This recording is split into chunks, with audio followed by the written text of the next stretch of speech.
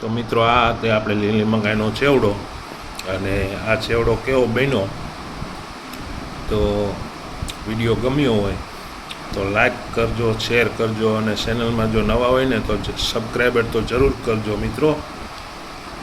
તો આ હતી આપણી રેસીપી.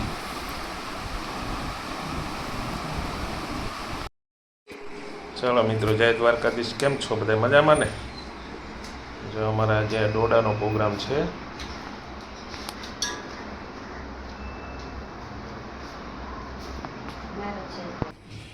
જો આપણે આ ડોડા લઈ લીધા હે, અને હવે આને આપણે બાફવા મૂકી દઈએ.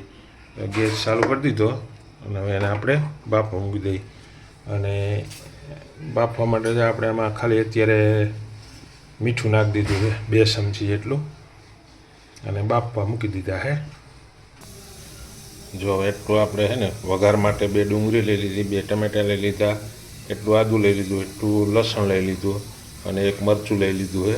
હવે એને આપણે છે ને વઘાર કરવાનો છે, જે આપણે લીલી મકાઈનો ચેવડો બનાવી છે ને એના માટે. તો આ બધું લઈને કમ્પ્લીટ કરી લીધું, અને ફોલીને આપણે સુધારી લઈએ. અને આપણે જો મકાઈના ડોડા બફાઈને કમ્પ્લીટ થઈ ગયા છે, તો એને આપણે ઉતારી લઈએ. જો આપણે મકાઈ બફાઈ ગઈ છે કમ્પ્લીટ, અને બીજું જો મસાલો તૈયાર થઈ ગયો છે. હવે એને આપણે વઘારી નાખીએ, અને આ મકાઈને આપણે દાણા કાઢી લઈએ, પછી આપણે વઘાર હરખો કરીએ. તો હવે આપણે એમાં તેલ નાખી દઈએ,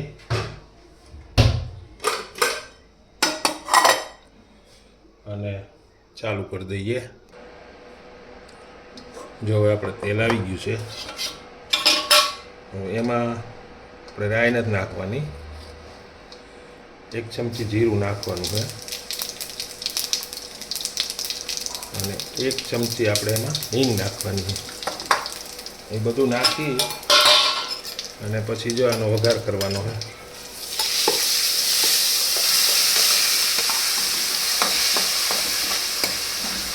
આ રીતે વઘાર કરી નાખવાનો.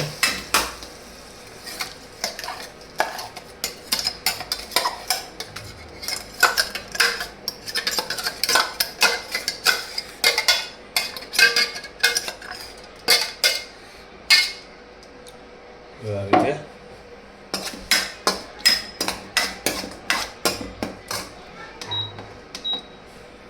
હવે એમાં છે ને બધા મસાલા આપણે પાછા એડ કરવાના છે. જો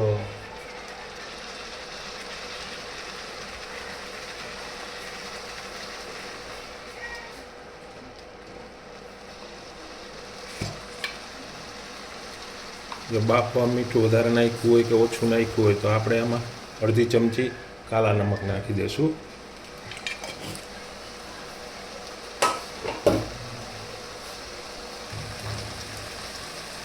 હવે 1 ચમચી આપણે ધાણા જીરું પાવડર નાખી દઈશું, 1/2 ચમચી ગરમ મસાલો નાખી દઈશું, અને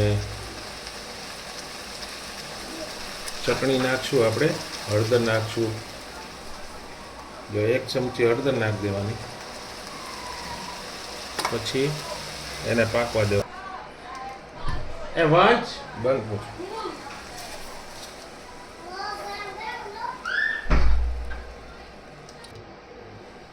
જો આ રીતે બધું છે ને હલાવી અને બધું કમ્પ્લીટ કરી લેવાનું છે આ રીતે. હવે જુઓ આપણે આ મકાઈનો ચેવડો કઈ રીતે બન્યો. તમે પણ એકવાર ટ્રાય કરજો, અને આ છોકરાઓને ખવડાવજો. મસ્ત બને આઈટમ, અને સ્વાદમાં પણ એકદમ સ્વસ્થ. તો હવે આપણે પાકી ગયો છે, કેમ કે મકાઈ બાફેલી હતી, અને દાણા દાણા કાઢીને ઓલું કર્યું હતું. જો આપણા સેવડો છે ને તૈયાર છે.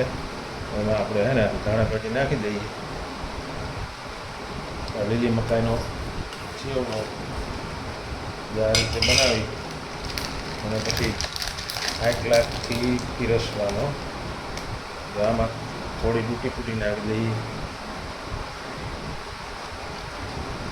થોડી ડૂટી ફૂટી નાખી દીધી.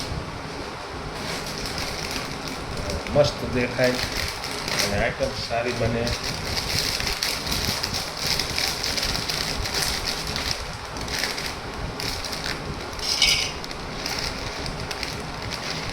હવે એમાં માથે છે ને થોડી થોડી સેવ નાખી દેવાની જે આ રીતે, એટલે તમારે છે ને એકદમ ટેસ્ટી અને મસ્ત બને છે. હવે આપણે છે ને આ રાખી દીધી ચમચી. તો આ હતા આપણી